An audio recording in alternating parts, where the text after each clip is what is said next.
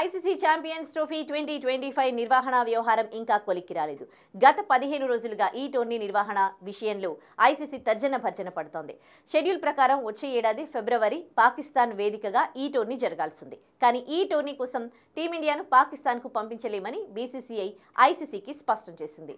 ఈ తరుణంలోనే హైబ్రిడ్ మోడల్కు అంగీకరించిన పాకిస్తాన్ కొన్ని షరతులను ఐసీసీ ముందు ఉంచింది. భారత్లో జరిగే ఐసీసీ టోర్నీలను హైబ్రిడ్ మోడల్లోనే నిర్వహించాలని పాకిస్తాన్ డిమాండ్ చేసింది. భారత్ తమ దేశానికి రానప్పుడు తాము కూడా ఆ దేశంలో పర్యటించబోమని చెబుతోంది.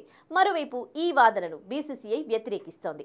తమ దేశంలో ఎలాంటి భద్రతా సమస్యలు రావని, పీసీబీ డిమాండ్కు అంగీకరించేదే లేదని పేర్కొంది. దాంతో ఈ వ్యవహారం మళ్లీ మొదటికొచ్చింది. ఐసీసీ చైర్మన్గా జైషా బాధ్యతలు చేపట్టడంతో పాకిస్తాన్లో ఆందోళన మొదలైంది. అటు హైబ్రిడ్ మోడల్కు పీసీబీ అంగీకరించడం లేదు, ఇటు బీసీసీఐ పీసీబీ డిమాండ్లను ఒప్పుకోవడం లేదు. ఈ టోర్నీ నిర్వహణ విషయమై ఐసీసీ శనివారం మరోసారి సమావేశం కానుంది. మరోవైపు హైబ్రిడ్ మోడల్కు ఒప్పుకుంటే తటస్థ వేదికలో భారత్ మ్యాచ్లు నిర్వహించడం ద్వారా వచ్చే నష్టాన్ని భర్తీ చేయాలని ఐసీసీని పీసీబీ డిమాండ్ చేసినట్లు కూడా తెలుస్తోంది. లేదంటే భారత్తో కలిపి ముక్కోణపు సిరీస్ ఏర్పాటు చేయాలని కోరినట్లు కూడా వార్తలొచ్చాయి.